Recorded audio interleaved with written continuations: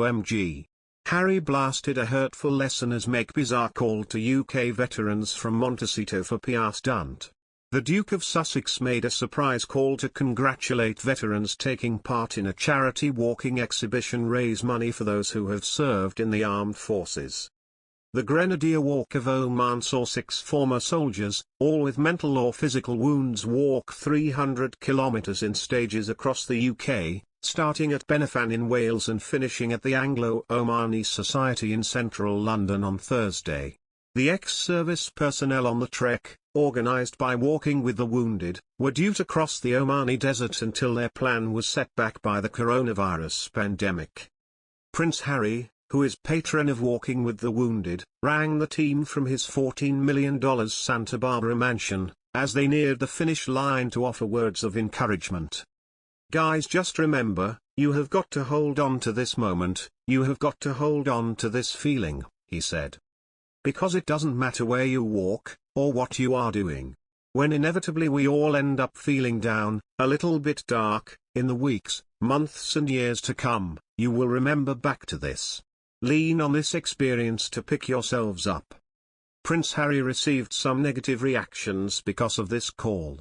One royal fan stated, "Meghan and Harry always make surprise calls or appearances for PR." One user replied, "Another day, another PR moment for hapless Harry. Like our American troops really care what he says. The soldier who wasn't. Granny made sure he was protected. Soldier who felt Disney voiceover work for his wife was more important than honoring British soldiers. Calls them sitting in the comfort of his mega mansion, feet on the table. Complete and utter hypocritical idiot." One user added, "The last thing these amazing men need is patronizing words from Harry." The Duke of Sussex was said to be upset at the prospect of losing his titles and patronages. Harry's positions as Captain General of the Royal Marines, Honorary Air Commandant of RAF Huntington and Commodore-in-Chief, small ships and diving were taken away when he left the royal family. In September last year, Harry, 37, shared a message of support with soldiers at the official launch of the Walk of Oman, in which he referred to the organization as family and praises the resilience, courage and talent that exists within those who have served.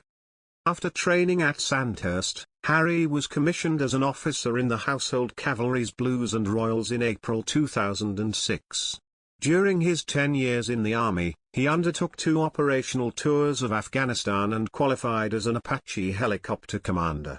His second tour of Helmand, in 2012, is believed to be one of the few times in his life that the prince truly found contentment away from the restrictions and pressures of royal life. Known as Captain Wales by his comrades, he proudly told one fellow soldier, "I've got the best of both worlds. I get to do all this. I can fly helicopters. I can shine a spotlight on the work I want to do." Harry's military career ended in June 2015, but he has remained a passionate supporter of the armed forces and was handed a number of ceremonial military titles. His highest-profile military title is as Captain General of the Royal Marines, a role he was handed by the Queen in December 2017, succeeding the Duke of Edinburgh. As the ceremonial head of the elite unit, Harry is entitled to wear the uniform and insignia equivalent to a field marshal. His 2-year association compares with the 64-year term of his late grandfather, the Duke of Edinburgh. Earlier this year, Harry was stripped of his military titles and patronages when he and former actress Meghan stepped down as senior members of the royal family. Meanwhile, Harry has also been judging the Well Child photo competition, Hopes and Dreams, My Life Through a Lens. Children were encouraged to enter photos illustrating what life is like for families living with serious health needs. Ruby Smallman, 13, from Liverpool, won the competition with her photo Hope in an Oak, won the